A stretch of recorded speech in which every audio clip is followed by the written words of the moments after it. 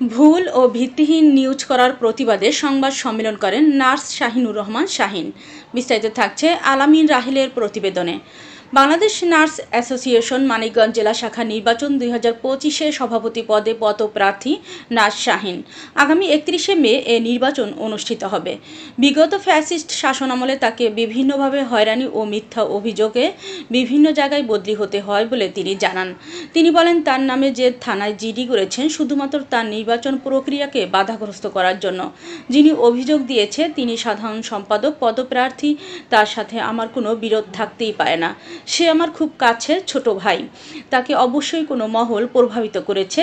এটি একটি পরিকল্পিত চক্রান্ত বলে তিনি দাবি করেন, সেই সাথে তীব্র নিন্দা ও প্রকাশ করেন।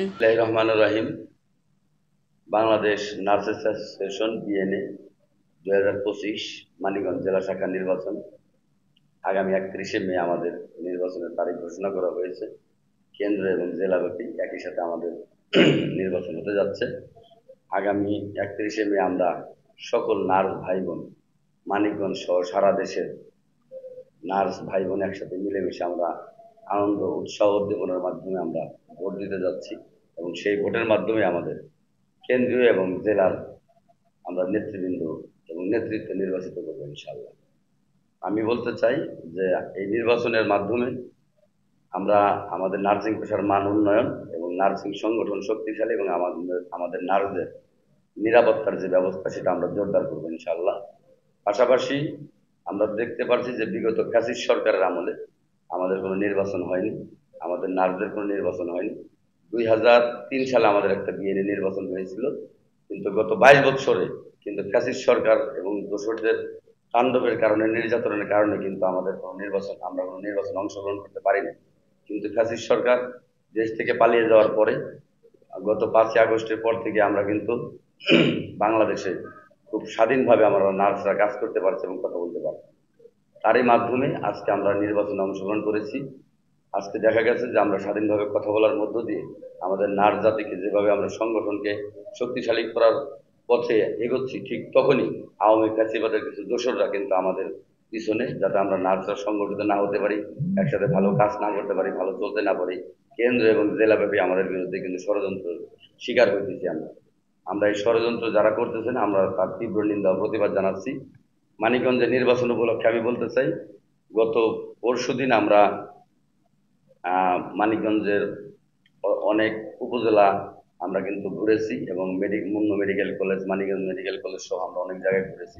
আমরা দেখেছি আমাদের ব্যাপক প্রচার প্রচারণার মাধ্যমে দেখেছি আমাদের ভোটের ব্যাপক জয় জয়কার ইনশাল্লাহ।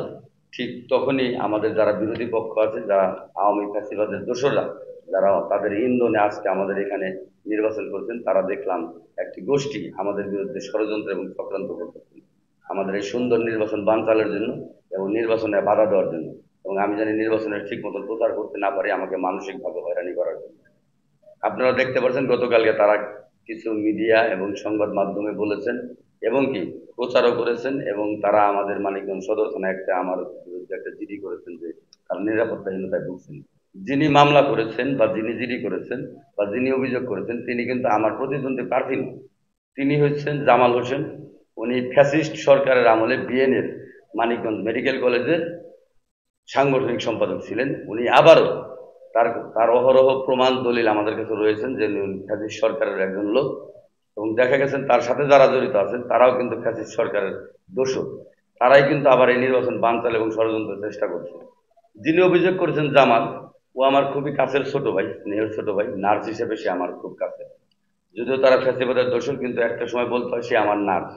আমি সেকেন্ড নার্স হিসেবে তাকে আমি গ্রহণযোগ্যতা যতটাই দিচ্ছি, সে ততটাই আমাদের নির্বাচনে বাধা দেওয়ার চেষ্টা করতেছেন।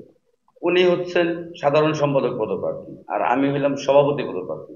তার সাথে আমার কোনো মতবিরোধে কিছু আসেন না, এবং কি আমি বলেছি গতকালকেও যে তারা আমার বিরুদ্ধে যে মিথ্যা অভিযোগ করেছেন, সেই মিথ্যা অভিযোগের জন্য আপনারা তাদের স্থানীয় মেডিকেল কলেজে সিসিটিভির ফুটেজ আছে, সেটা দেখেন। যদি এই ধরনের কোনো ঘটনা ঘটে থাকে, আমরা কিন্তু তা করছি না।